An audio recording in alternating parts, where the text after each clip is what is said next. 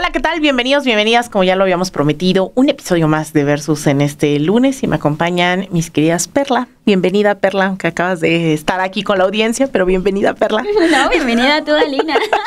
Y bienvenida, Ana Lilia, nuevamente. Gracias. Buen día a todos. Arrancamos nuevamente el lunes me hace recordar como cuando hablábamos de la reforma al Poder Judicial, que sí, una y otra vez, bueno, la derecha está dando de qué hablar, afortunadamente, ¿no? Porque partiría de la idea de que ahora se están descarando, se están visibilizando, se están poniendo sobre el pedestal antes era algo más oculto detrás de bambalinas. Sin embargo, en este desespero, esta desesperación que tienen de no poder influir, ¿no? Como quisieran, de manera masiva, han recurrido abiertamente a la violencia, a discursos de odio como su herramienta principal para poder tratar de desestabilizar. No creo que eso esté convenciendo directamente a la población, pero sí creo que está al menos tratando de decir vamos a desestabilizar y sobre todo pues poner puestas en escenas. Yo creo que hay un punto de quiebre de lo que está haciendo hoy la derecha, que fue pues la marcha de la generación Z, en donde vimos a todos los actores del PAN, del PRI, sumar esfuerzos junto con Salinas Pliego y poco a poco se van cayendo estas, pues ni siquiera sé si máscaras, no, más bien van surgiendo ya como lo habíamos ido apuntando, en donde aparece Alessandra Rojo de la Vega, está siendo cuestionada por haber financiado el llamado bloque negro, que no creo, ¿no? Y creo que eso ya quedó claro, no es este bloque negro detrás de una lógica anarquista, ni mucho menos, un bloque negro que se dice está financiado por la alcaldía Cuauhtémoc, vemos a Salinas Pliego, vemos al PAN, así que hay muchos actores hoy que podemos ir desglosando, así que no me gusta ir a la derecha, pero sí me gustaría empezar con Ana Lilia, así que ¿cómo ves, Ana Lilia? Siempre a la izquierda, pero ahora por la manera en la que estamos, le mandamos saludos a Alejandro, que el día de hoy no nos acompaña, pero aquí vamos a tratar de que no se note tanto su ausencia, ¿no es cierto? Te mandamos muchos saludos, Alejandro, y bueno, a mí me parece que lo que hemos estado viendo, me voy a trasladar a dos planos, a lo digital y a las calles.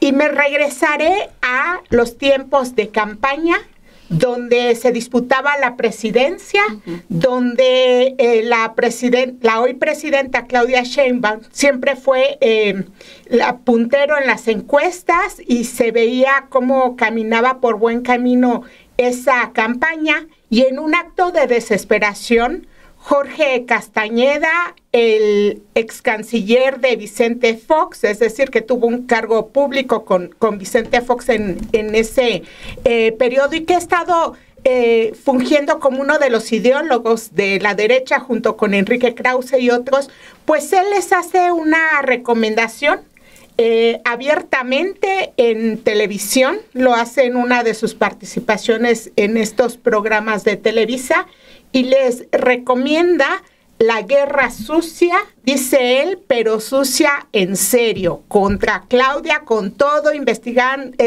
lanzando chismes, mentiras, un poquito como plantea Larraqui también, o el mismo hombre que dejó de ser periodista hace muchos años. ¿Cómo se llama el que dice que la verdad es irrelevante? Es irrelevante.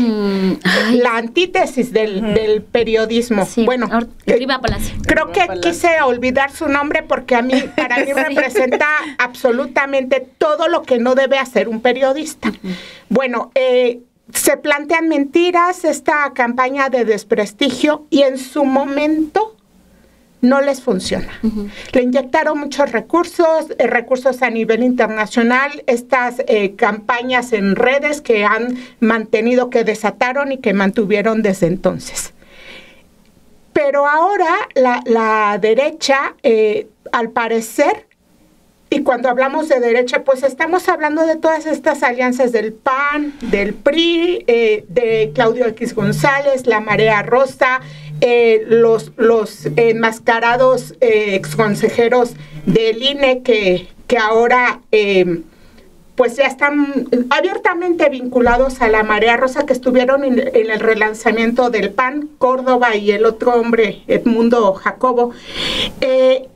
Y viene toda esta otra andanada que yo sí pondría un punto de partida en aquel momento en el cual Jorge Romero, dirigente del PAN, luego de la elección del Poder Judicial en junio pasado, ante los micrófonos de Radio Fórmula, le dice a Azucena Uresti que lo único que les falta en la oposición es la violencia. Y para mí, todo esto que ha ocurrido a partir de entonces, incluido ese relanzamiento del PAN, donde se lanzan consignas fascistas, mensajes de odio, donde abiertamente ellos dicen vamos a ir a las calles, y lo que hemos visto es que han ido a las calles desplegando estas falsas manifestaciones enmascaradas como Generación Z, que ya en un trabajo muy puntual que hizo Infodemia va precisando de dónde surgen, cómo se fueron moviendo las convocatorias. Hablábamos acá también de cómo convocaron, co-convocaron, Vicente Fox, los mismos actores políticos que los vimos en la marcha del 15N, y que fue una marcha donde, si nosotros nos regresamos a analizar el tipo de cobertura que le dieron los medios de Salinas Pliego, es muy evidente cómo se estaba azuzando a la violencia, cómo se quería plantear una revictimización de situaciones que no estaban ocurriendo. Podías verlo en tiempo real, cómo se estaba haciendo esa cobertura donde se pretendía exponenciar situaciones de violencia que después protagonizan estos encapuchados, que la autoridad tiene que aclararnos quiénes eran. ¿Quiénes eran quienes llegaron ahí, si fueron o no financiados por la alcaldesa de Cuauhtémoc, como se ha acusado? El pasado 21 de noviembre en el Congreso de la Ciudad de México se presentan capturas de pantalla de cómo se fue articulando esta presión para que los comerciantes ambulantes de Cuauhtémoc tenían que acudir a esa manifestación. Se tiene que indagar a fondo ello, porque a mí me parece que todos estos elementos forman parte de esa estrategia de guerra sucia, de pretender sabotear, desestabilizar el gobierno de Claudia Sheinbaum. Y es tan evidente como lo son las campañas de odio, de misoginia, que se han lanzado en redes sociales, que reproducen medios de comunicación, y a mí me gustaría regresarme después en ahondar en esta parte, y que vimos cómo estas expresiones que se han mantenido en campañas pagadas por quienes, pues se tendría que investigar también quiénes están financiando toda esta campaña, dieron un paso más adelante, se atrevieron ya a tomar las calles, a esta violencia que vimos sobre todo en el día del 15 de noviembre, en esa expresión tan violenta. Y en la marcha que hubo en días posteriores, que aunque tuvo muy pocos participantes, sí vimos mensajes de mucho odio, expresiones misóginas, y de un antisemitismo también en contra de la presidenta. Y a mí me parece que ese tipo de campañas de odio no debemos normalizarlas. Sí, es muy importante con lo cual arrancas, Ana Lilia, porque son puntos que ya pareciera que los estamos viendo como algo normal de la estrategia de la oposición, que van a ir cada vez más agresivos, que van a ser cada vez más cínicos y más descarados. Creo que esto yo se lo aumentaría ya a las acciones que van a tener dentro de los partidos políticos y también de la sociedad civil, ¿no?, que se está organizando. Algo que retomas, Ana Lilia, es lo que sucedió en la campaña del 2024, ¿no? Cuando se empiezan a generar todas estas narrativas de narcogobierno, por ejemplo, del narcopresidente, narcocandidata, y que en ese momento también se identificaron quiénes eran las personas que estaban detrás de estas redes, que estaba ahí muy metido Atlas Network, que estaba muy metido también la oposición para estar financiando las campañas digitales, que trataban de instaurar esta narrativa, que ahora lo que vemos es cómo siguen capitalizando y cómo siguen utilizando estas estrategias. Con la generación Z nos está pasando algo muy similar, porque así como en su momento lo hicieron con Xóchitl Gálvez, un fenómeno digital, y lo subieron y lo elevaron y lo inflaron, y de repente cuando se trató de salir a las calles se les cayó, porque eso es lo que han tenido la oposición, poder inflar campañas, poder pagar, porque eso sí tienen mucho recurso, tienen mucho poder económico, que no hay que minimizarlo, al contrario, hay que estar cada vez más atentos a lo que suceda con cómo están metiéndole, inyectándole más dinero a todas estas campañas, porque lo trataron de hacer con Xóchitl Gálvez, no pegó su candidata presidencial, al final ya vemos también cómo siguen peleados Jorge Romero, Alejandro Moreno Cárdenas, el PRD que desapareció, no les funcionó en ese momento, no han logrado consolidar algo, pero lo que es muy cierto es que tratan ahora de ser más agresivos desde las redes sociales. Están buscando que ese discurso de odio no nada más se geste en Twitter, en TikTok, en Instagram, en cualquier red social en la cual difunden, sino lo que hacen es quererlo llevar hacia el exterior. Lo analizábamos la semana pasada con la Generación Z México y cómo también le habían inyectado mucho dinero y cómo la derecha y la ultraderecha estaban ahí metidos, pero esta semana que termina, lo que veíamos son todos estos personajes que ya se le daba rostro a todos estos espacios que estaban tratando de conquistar. Primero vimos al jovencito, ¿no? A Edson Andrade, que al final es parte del Partido Acción Nacional. Lo he comentado en Café y Noticias. Si está trabajando para el partido, pues es tarde que temprano, que tiene un interés que lo mueve, y es el económico, y tiene una ideología quizás que no sabe que se trata de una ideología, pero tiene principios con los cuales está coincidiendo con el partido, que al final dice, yo quiero trabajar para ti, yo quiero poner quizás ciertos comentarios en mis redes sociales, y sí tengo un interés que es el económico, son 2 millones de pesos que creo que le pagaron, y que todavía sigue recibiendo este recurso hasta febrero del 2026, pero que ya le damos un rostro, ¿no?, a esa persona. No es ningún personaje apartidista. Aunque él dice que sí. Aunque él dice que solo hace videos, que no entendemos que es solo un trabajo, que a él le pagan por del hacer. PAN. Es empleado. Pero él incluso dice que como no sale su rostro, o sea, peor aún, ¿no? Es como, pues sí cobra ahí, pero que nadie se entere, y al final es lo que sigue sosteniendo. Qué pero triste es un que trabajador del PAN. Bueno, que los jóvenes tengan ya esta recurran a esta mentira, porque por supuesto que hay causas pendientes, muy legítimos, que deben atenderse, que deben resolverse, pero el usar esta estrategia pues me resulta igual que los viejos políticos. Sí. Los mentirosos de siempre, los convocantes de esta marcha.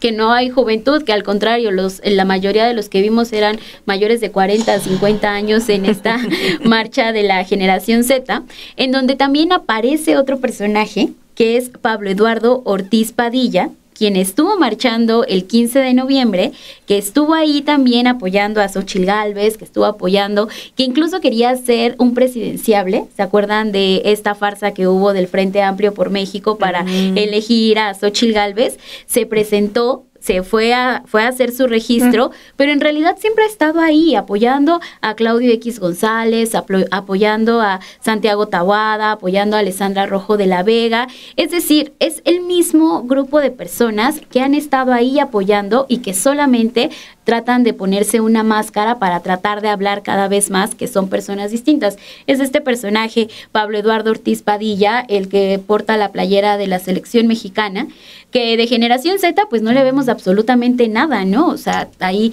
lo que vemos es sí a ciertos personajes de la oposición que han estado repitiendo en las marchas, y que también ya mencionaban hace un momento el caso de que se está denunciando de Alessandra Rojo de la Vega y también de Mauricio Tabe, el alcalde de Miguel Hidalgo, que son presuntamente acusados de que movilizaron a los comerciantes, de que movilizaron con amenazas para que fueran a esta marcha los integrantes de ahí de ciertos comercios, ¿no? Y ya sabemos también lo que viene, pues una amenaza de te voy a quitar tu permiso para que puedas tener tu comercio.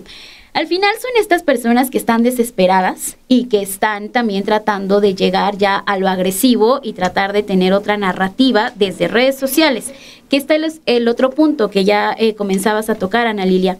¿Quiénes son los que están detrás de estos medios de comunicación? Hoy la unidad de datos y el periodista Arturo Daen nos habla de quién se encuentra detrás de este medio de la derecha México, en donde también Ricardo Salinas Pliego le ha metido bastante dinero y ha tenido mucho recurso para difundir falsas noticias falsas, mejor conocidas como las fake news, y son dos personajes, Fernando Cerimedo y Javier Negre, quienes utilizan también comentarios muy violentos, que utilizan toda la violencia verbal que se puede dar en redes sociales y que muy probablemente luego la vemos en manifestaciones, que eso es lo más grave que puede llegar a pasar, pero la derecha diario está impulsando e impulsó desde un momento también y tiene a sus grandes líderes como Donald Trump y Javier Milei, que son dos personas que también sabemos tienen un poder económico muy grande y lo que quieren también es que México se convierta en un país de ultraderecha.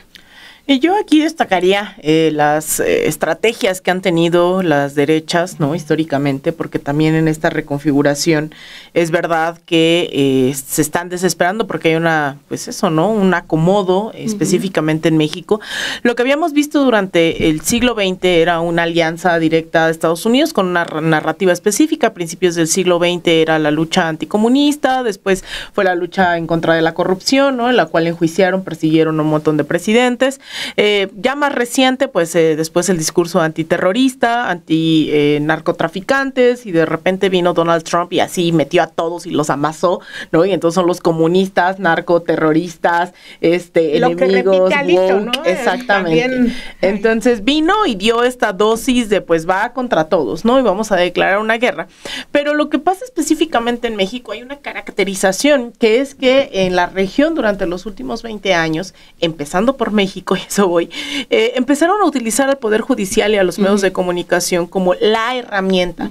El problema es que la derecha se quedó coja, ¿no? Porque justo que hay autoras, ¿no? Como Arantxa Tirado, que ubican el primer intento de lo que se conoce como lawfare, esta idea de la judicialización de la política, en el desafuero de Andrés Manuel López Obrador, con toda esta campaña que vimos en el 2004, ¿no? Que sí lo lograron desaforar.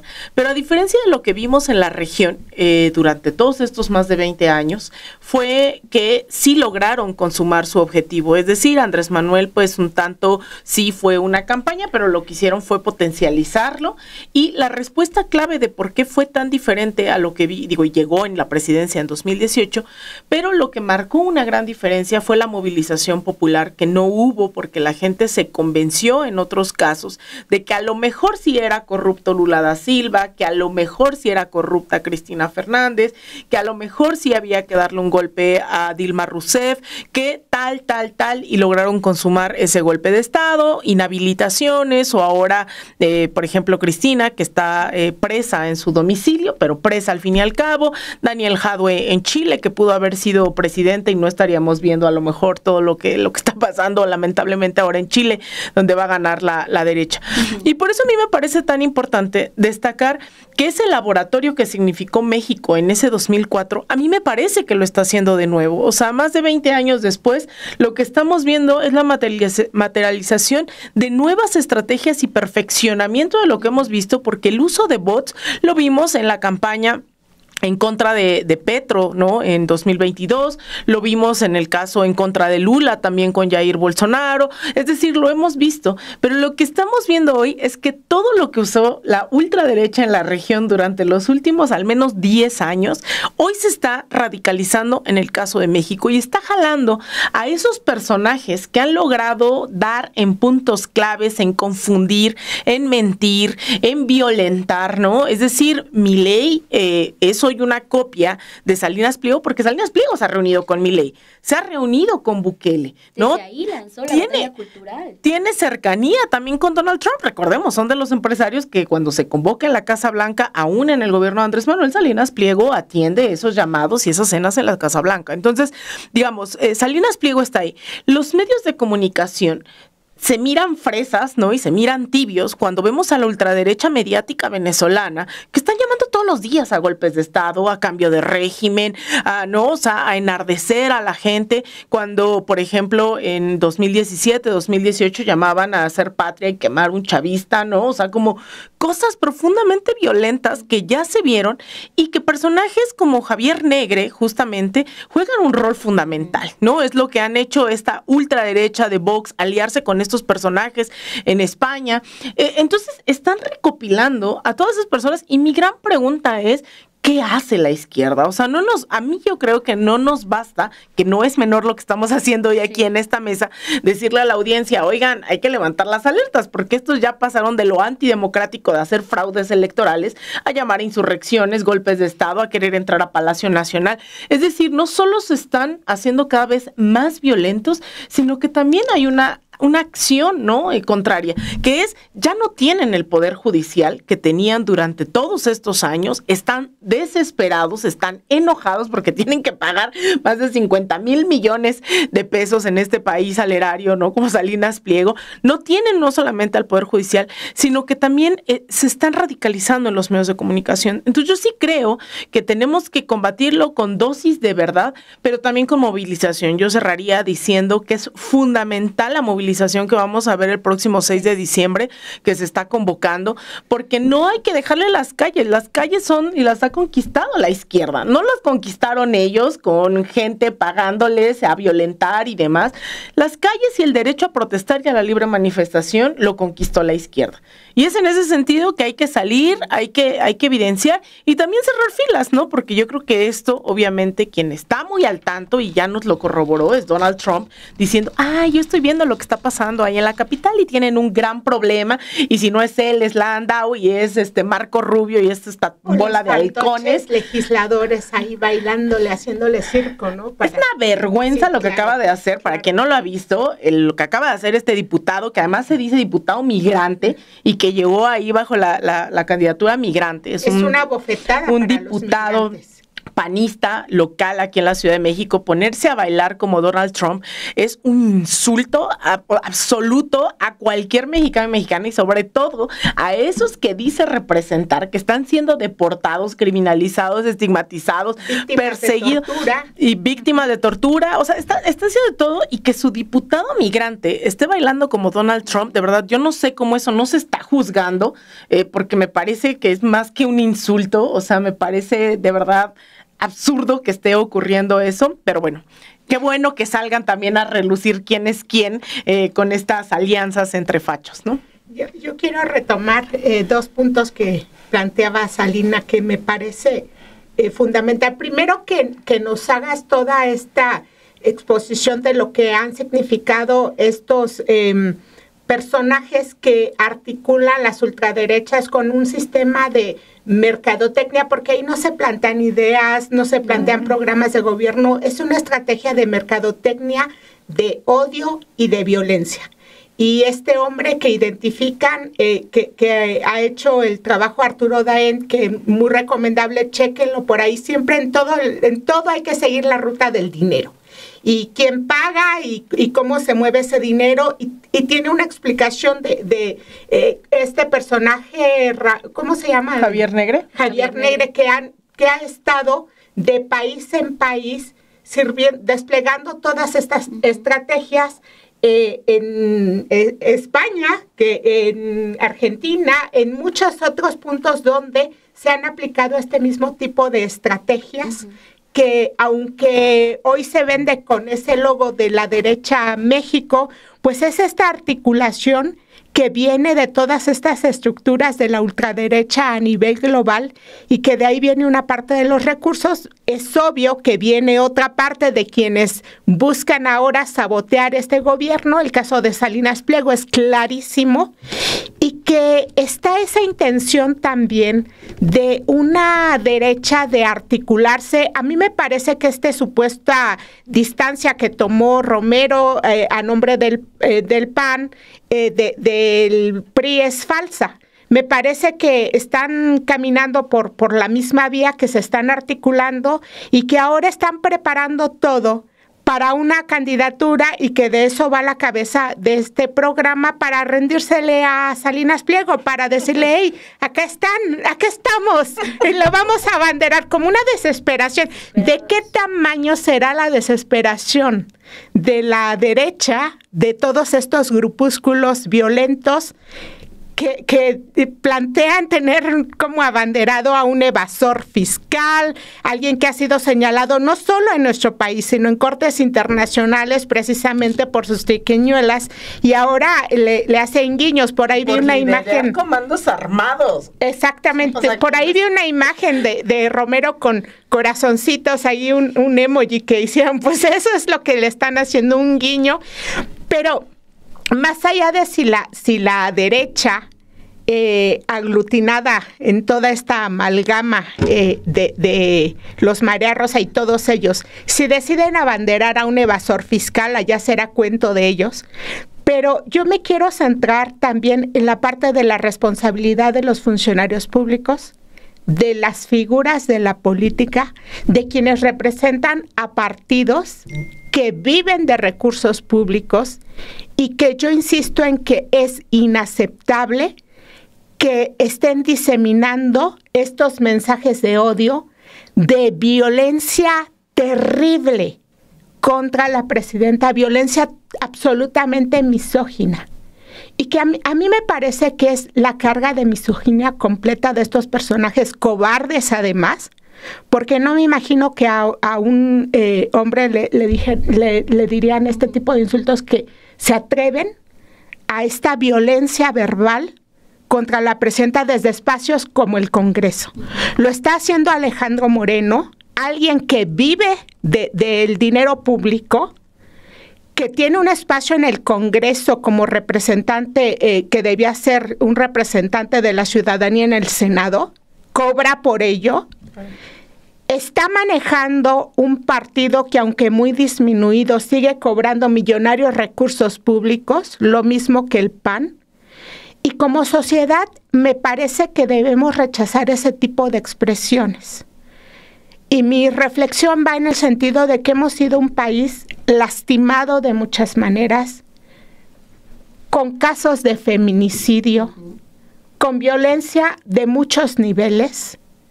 Y me parece que como sociedad nos merecemos una cultura de paz, que debía comenzar como una responsabilidad por parte de políticos, por parte de representantes sociales, por parte de quienes detentan algún cargo de autoridad. Y no vemos eso de ninguna manera por este tipo de personajes, sino todo lo contrario. Esa no es una oposición que tenga un argumento, tiene odio, estás usando a la violencia, las expresiones tan misóginas que están dispersando, me parece que las deben rechazar incluso sus correligionarios.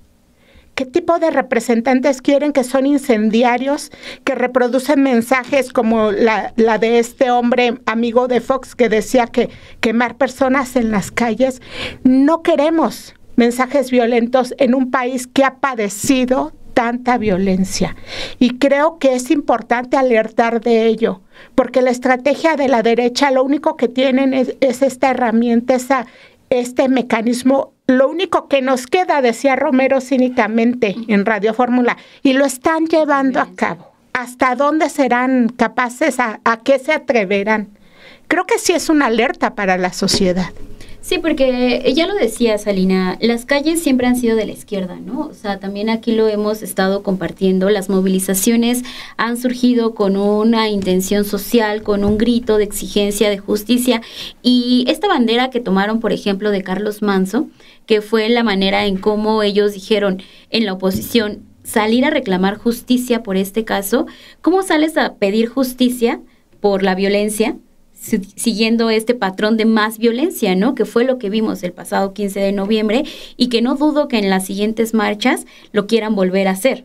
Tuvieron un eco muy débil en la marcha que estaban convocando para el 20 de noviembre, porque también, así como pueden hacer que un movimiento crezca de manera muy rápida, se les cae a los 2 minutos porque no tienen una base, porque no tienen un cimento, porque no hay nada de proyecto detrás que sí les esté respaldando, ¿no? El 20 de noviembre, con trabajos, llenaron a un puñado de personas ahí en Paseo de la Reforma. En Ciudad Universitaria nadie asistió. Cero personas, ni ni los integrantes de la Facultad de Derecho, que pensábamos que podían estar ahí protestando, tampoco se sumaron a estas movilizaciones. Y esto también nos lleva a pensar a cómo sí en redes sociales pueden tener ese impulso, pero no en las calles, ¿no? En las calles hay otro sentir, en las calles también la gente ya tiene otra idea de lo que están haciendo en la oposición, y hoy sale una encuesta de las Heras Demotecnia en donde le preguntan a la gente que si sabe quién estaba detrás de todas estas movilizaciones y de esta organización que hay de la marcha del 15N. Bueno, pues la mayoría, al menos, dice un 36%, no sé, pero un 33%, que es muy interesante, que sabe que está organizada por la Marea Rosa. Esto nos dice mucho, ¿no?, de lo que hemos estado viendo y de lo que hemos estado analizando, porque sí pueden tener toda una estructura en redes sociales, pueden tener todo el dinero ahí, pero ya cuando salen, cuando se trata de que la gente en realidad pueda sentir esa conexión con el movimiento, y cuando saben que la Marea Rosa, que está siendo impulsada por un Claudio X González y por los dirigentes del PRI, del PAN y por todas estas estructuras, el PRD ya ni lo menciono, porque pues... ¿Qué es eso? ¿Qué es eso, no? Que es un PRD. Pero al menos la gente está muy consciente de quién está detrás y de que solamente son este tipo de organizaciones que comienzan una vez más a ponerse una máscara y a ver si pegan, ¿no? Así de esta ocasión. Como disfraz. Un disfraz. Sí, un disfraz totalmente. Entonces creo que esto que mencionaba Salinas sobre las calles son de la izquierda, creo que van a seguir siendo de la izquierda, ¿no? Dudo mucho que la derecha sí pueda tener esa potencia para salir a las calles, que pueda presentar un proyecto.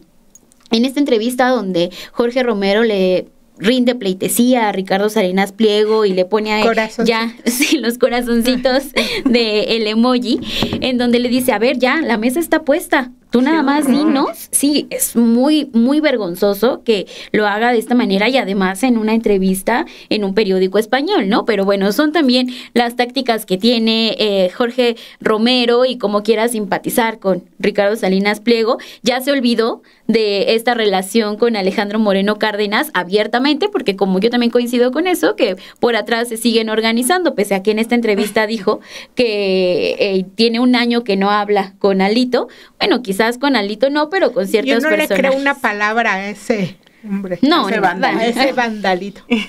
Pero que muy probablemente siguen tratando de estructurarse y tienen tareas muy definidas entre ellos para seguir con este golpeteo al gobierno de la Cuarta Transformación. Entonces, ojalá que estas ideas solamente se queden ahí en internet, que no cobren alguna realización, alguna materialidad ya en las calles con la gente, porque de que también hay gente descontenta, claro que lo hay, ¿no? Claro que existe ciertas personas que puedan llegar a tener este tipo de pensamientos de derecha, de ultraderecha, y que nada más están esperando que haya un proyecto al cual sí puedan apostarle también estas personas y sumarse. Pero mientras no tengan un proyecto de nación, mientras no tengan una propuesta tangible, obviamente van a seguir tratando de encontrar una máscara distinta para para estar presentándose, porque no tienen eso, un proyecto, pese a que ya dijeron que sí lo van a presentar para 2026. No, para 2026 dijeron que sí van a presentar un proyecto. También se los va a hacer este hombre del Fobapra. Gurría, con Ángel Gurría. Pues sí, con Salinas Pliego de candidato. ¿Quién? Ahora, ChatGPT se los va a hacer. No, se lo van a preguntar a ChatGPT. Seguramente. Hablemos del otro Salinas. Es decir, en México, y acá mandamos un saludo a Alejandro, que si nos haces falta, Alejandro, te extrañamos por acá, que recordaba lo que significó los Salinas de Gortari para nuestro país. Sí. Y que parecería que al abrazar a sus Salinas, el PAN busca pues volver a esa historia. ¿Cuál fue el proyecto de Salinas de Gortari? El proyecto del neoliberalismo, de la privatización. El mismo modelo que llevó al Salinas que quiere el PAN a volverse uno de los hombres con más poder económico del país. Pero aquí hay un punto muy relevante, a costa del dinero público. Porque la mayor parte de su fortuna, de la fortuna que está en sus manos, la que le debe a Hacienda, mucha de esa fortuna, pero la que tiene todavía en sus manos, tiene un origen precisamente en el beneficio que le generó a unos pocos la privatización de la mayor parte de las empresas públicas. En el modelo neoliberal que comienza con Salinas, un poquito de Miguel de la Madrid, Salinas se va reforzando y de ahí para los presidentes del PRIAN hasta Peña Nieto, que vuelve a reforzarlo, también a rematar lo que podían rematar de empresas públicas. Fueron más de 1,000 empresas públicas las que se vendieron, se remataron, se entregaron a personajes de las cuales se hicieron inmensamente ricos. Entonces, ¿cuál proyecto? Pues yo ya estoy planteando cuál va a ser su proyecto. No tienen otro proyecto. Regresar, dar marcha atrás a todo lo que se ha conquistado en un programa con un enfoque social. Nuestro país tiene muchos problemas que se tienen que atender. El tema de la violencia es tarea de todos los días, el tema de rendición de cuentas es tarea de todos los días, el tema de terminar de desarticular esos modelos tan lesivos para el sector laboral, por ejemplo. Está ya el tema de prohibir la subcontratación, el outsourcing, pero todavía hay empresas que recurren a este mecanismo y eso es algo que la autoridad tiene que estar vigilando permanentemente. Y muchos temas que podemos aquí enunciar, el acceso de los jóvenes a mayor vivienda, lo que se reclama, se podría reclamar como una legítima agenda de inquietudes, no solo de jóvenes, sino de varios sectores de la población. Pero no nos podemos permitir tampoco dar marcha atrás en todo lo que ya se ha logrado. Las becas a los estudiantes no tienen nada que ver con lo que se tenía hace unas décadas, y lo platicábamos, Alina, de cómo cuando a mí me tocó estudiar, que hice mi educación, gracias a que existe la educación pública en este país, no nos daban becas, no teníamos acceso, no existía eso. Todo estaba veladamente privatizado. No teníamos nada de las opciones que se tienen hoy y que no son prebendas, son derechos. Conquistados además por esas movilizaciones. Por esas que fueron reprimidas. Claro. Alejandro Moreno emite mensajes de odio, de misoginia, mensajes donde se la pasa. Lo único que plantea es: el PRI sí sabía gobernar. Sí. ¿No? El PRI construyó este país. El PRI construyó este país. Ajá. Y si nos vamos al tema de la manifestación social y la respuesta tan represiva, podríamos hablar de Aguas Blancas, de la masacre de Acteal, de las expresiones genocidas del 68, del halconazo. Podríamos hablar en épocas más recientes de cómo los gobernadores priistas, digo más recientes, me remito a tiempos de Fox, cuando los gobernadores priistas, como el de Ulises Ruiz, reprimieron de manera tan brutal las manifestaciones del magisterio de la APO en Oaxaca. Y comento esto porque yo cubrí como reportera esas manifestaciones. O el propio Peña Nieto en el Zócalo. Y entonces, me regreso un poquito a esas manifestaciones de Ulises Ruiz, porque en los meses que duraron esas manifestaciones, Vicente Fox envía a Policía Federal desde Ciudad de México.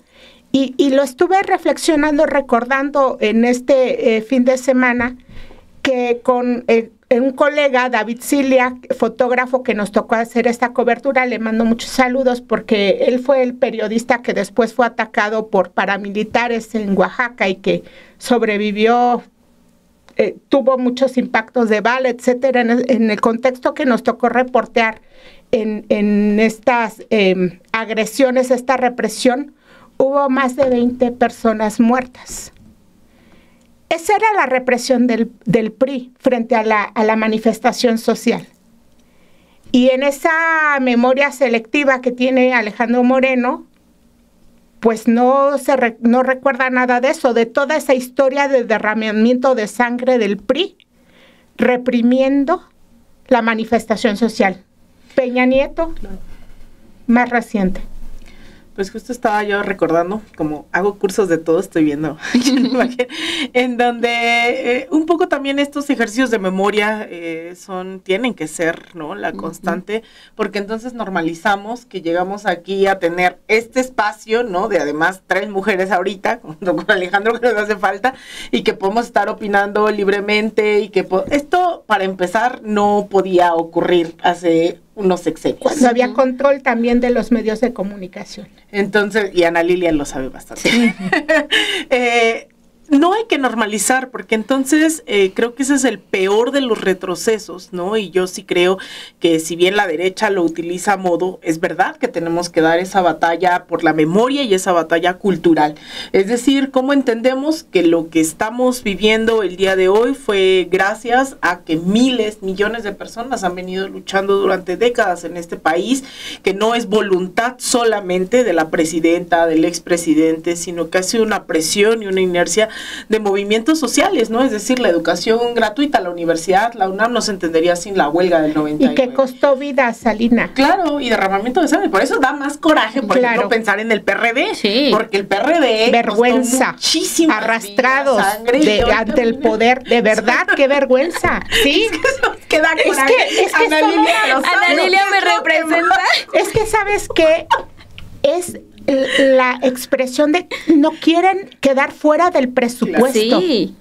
Han vivido toda su vida del presupuesto y ahora traicionando todo ideal, si es que alguna vez lo tuvieron, ahí los ves arrastrándose, que van a abrazar a Salinas Pliego también como candidato, seguro que sí. Sí, seguro. Sí, sí. Entonces toda esta gente arrastrada, como bien dice Ana Lilia, que yo coincido totalmente. No hay que olvidar también quiénes son, porque incluso no llama la atención, de repente veo algunos comentarios en algunas transmisiones, programas, de repente quién es ese señor, quiénes son esas personas. ¿Por qué a nosotros nos indigna tanto Vicente Fox y tal vez a las juventudes no tanto, ¿no? Sí. Es decir, creo que necesitamos hacer esa memoria de cómo llegamos hasta aquí, no es insistencia, porque también en la semana venía yo escuchando en el taxi, creo que estaban escuchando Radio Fórmula, si no me equivoco, y de repente, no es cierto, estaban escuchando a Aristegui, ya me acordé, entonces hay una sección de comentarios, en donde pasan comentarios al aire, y entonces la audiencia manda mensajes de la presidenta, ¿en qué país vive? ¿Por qué nos tienen que estar echando en cara lo que hicieron otros gobiernos? ¿Por qué tenemos? No, y de repente yo estaba así como... ¿Cómo que por qué?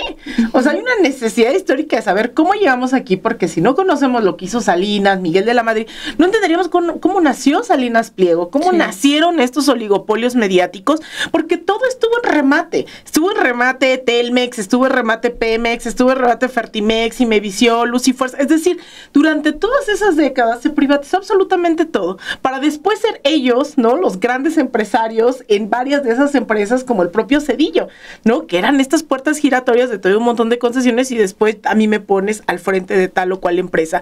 Entonces, no es menor recordar también toda esta época de represión, porque yo sí creo, y como parte de las propias tareas que estoy planteando, porque también urge, ¿no? Primero, cuestionar por qué las concesiones tienen que estar sí o sí por un contrato con gente que está difundiendo absolutas mentiras, que está llamando a golpes de Estado, que son misóginos, o sea, todo lo que no se tiene que hacer y que está legislado, no lo están llevando a cabo. ¿Por qué tienen que tener una concesión de televisión? Porque entonces si se las quitan, al rato hay una dictadura.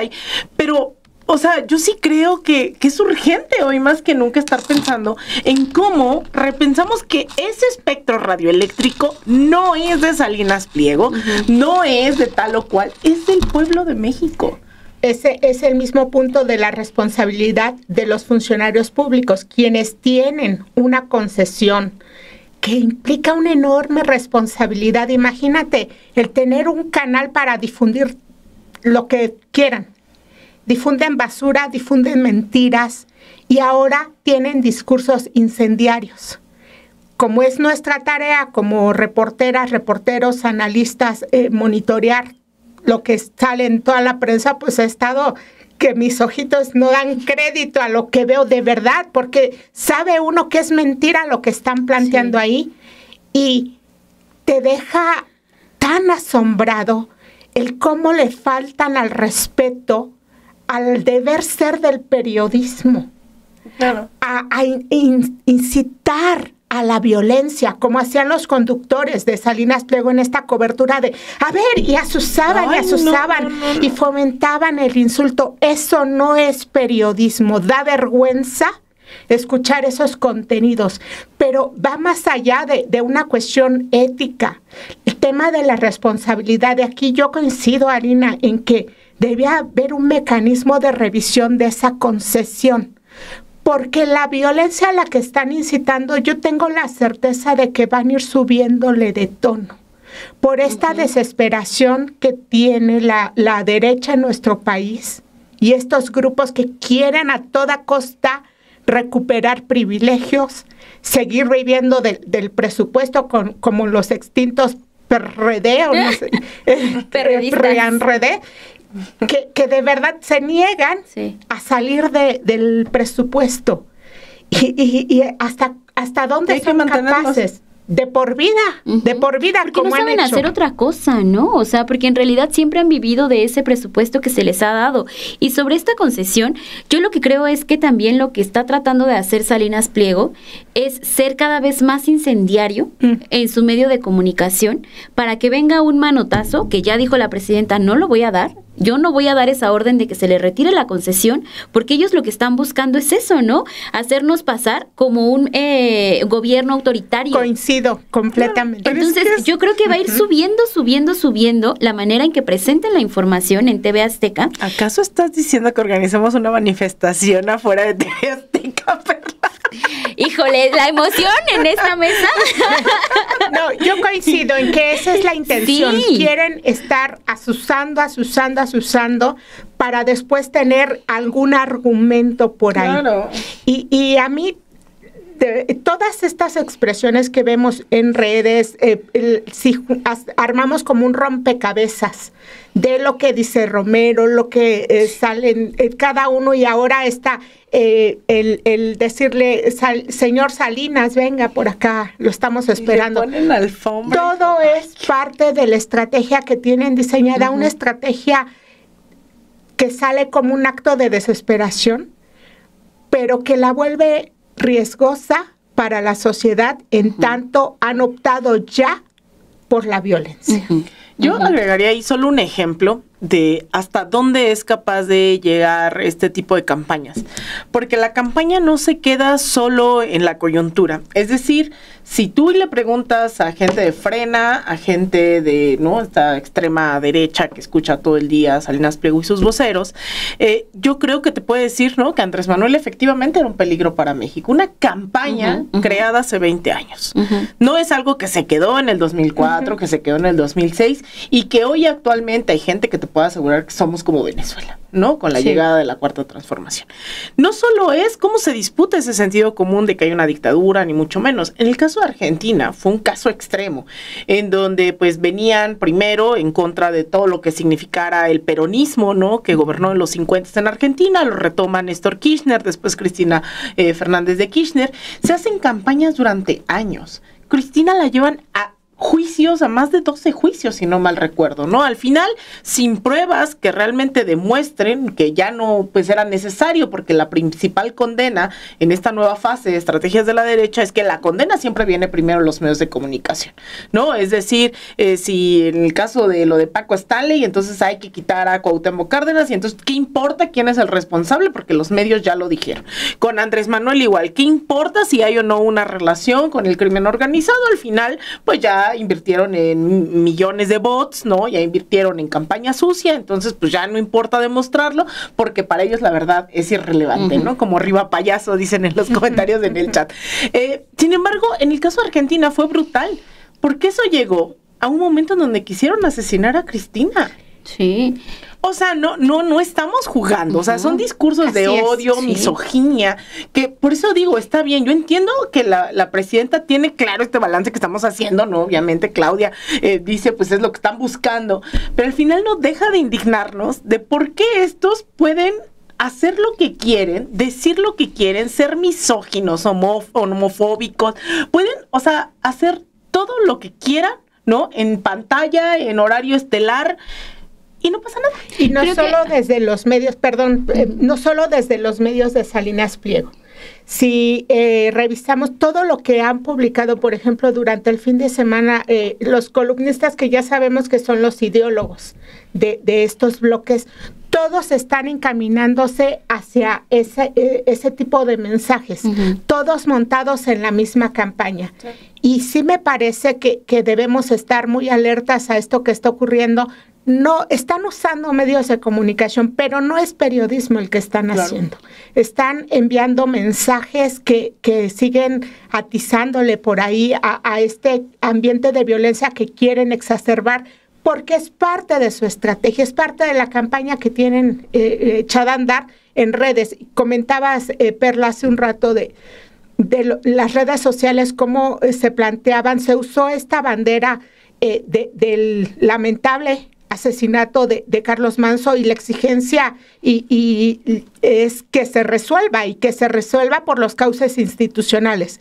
Pero estos hipócritas como Fernández de Ceballos, planteándolo ya abiertamente como que era el elemento que tendrían que usar ellos para la movilización, vimos cómo en redes sociales se crearon estos videos con inteligencia artificial donde todo va en llamas, todo incendiario.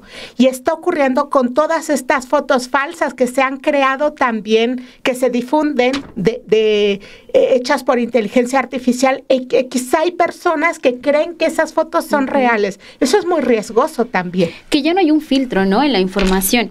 Con todo esto y lo que hemos visto en estas semanas y en estos días, que han sido muy intensos, o sea, creo que han sido grandes momentos también para estar informando a la gente lo que sucede, porque hay que tratar de distinguir entre una imagen que está hecha con inteligencia artificial y con información que en realidad es verídica, ¿no?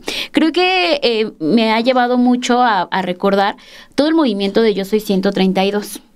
Porque ustedes recordarán esas manifestaciones a las afueras de Televisa. Perdón que me ría, pero es que Loret nos acaba de dedicar al 132 una columna la semana pasada, si no mal recuerdo, el lunes, martes, publicó diciendo que todos los del 132 no fuimos atacados mientras nos manifestábamos, ¿no? Que nos dejaron las puertas abiertas hasta que llegó el 1 de diciembre. Pero se le olvida a Loret de Mola que fuimos infiltrados por el CISEN, que fuimos perseguidos, que día y noche gente como Loret de Mola se la pasaba estigmatizando, diciendo que estábamos pagados, que detrás de nosotros estaba Morena, pero a él se le olvida.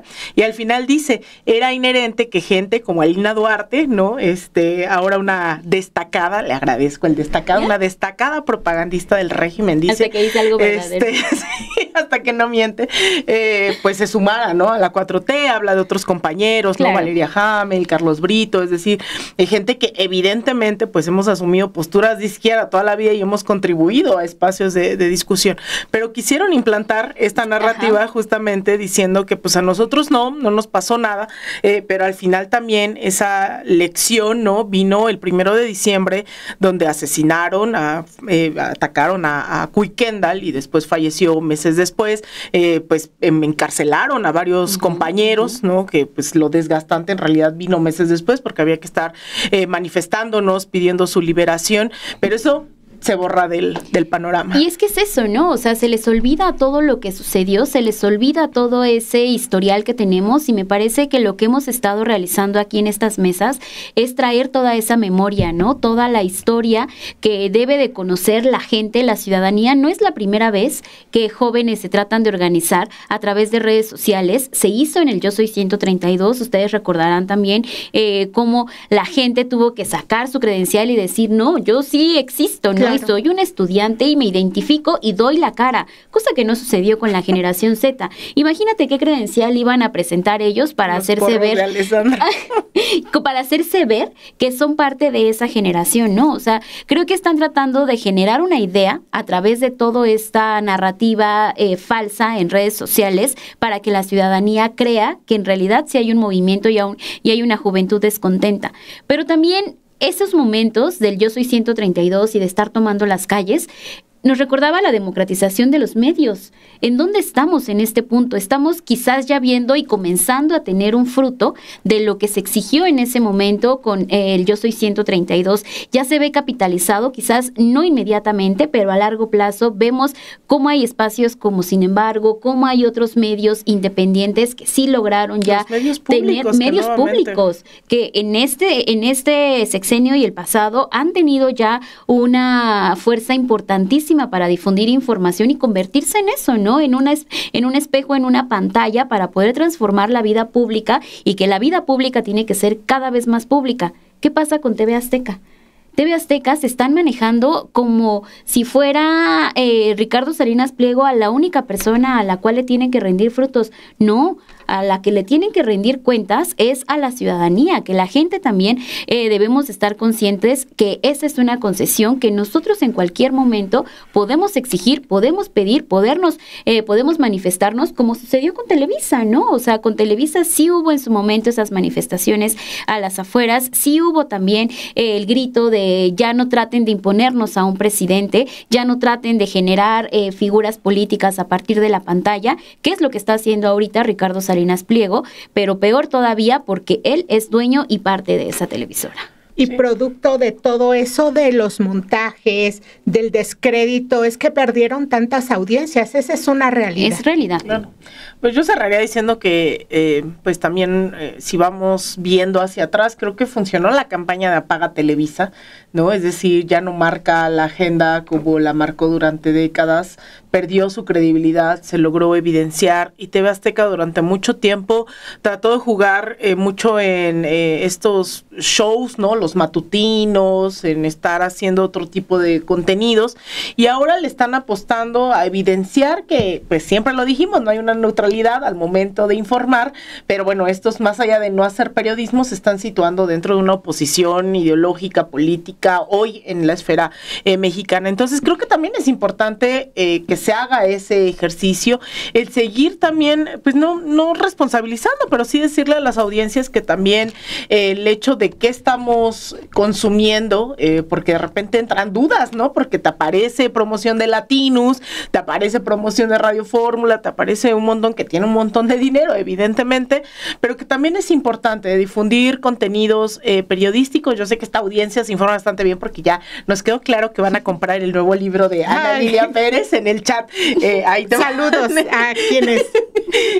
Una investigación que le decía a Lina, empiezas a indagar en esos terrenos y te encuentras vinculación de crimen organizado. Increíble. Sí. Es un trabajo global que hice en varios países y que yo planteo como una alerta, porque precisamente el cómo desde medios de comunicación, desde redes sociales también, se están utilizando para la mercantilización del cuerpo. Claro. No, y es que es eso, o sea, al final creo que requerimos replantear lo que estamos comunicando, lo que estamos socializando con una, yo siempre digo, ¿no? Y a veces luego suena chistoso, pero sí necesitamos cada vez una visión mucho más antipatriarcal, una visión más ética también de cómo estamos comunicando, socializando, y eso es algo que hay que aferrarnos, pues, ¿no? Y yo creo que sí hay quienes creemos que ese es el horizonte, no el negocio, no la ambición, ¿no? Porque pues eso, quienes estamos haciendo esto no necesariamente sabemos que vamos a ser ricos y millonarios, ¿no? Esos son los Loret y toda esta gente. Y que por eso gente están tan enojados. Claro, pero bueno, también eso, decir que esa campaña de Apaga Televisa pues funciona bien también con empresas como TV Azteca.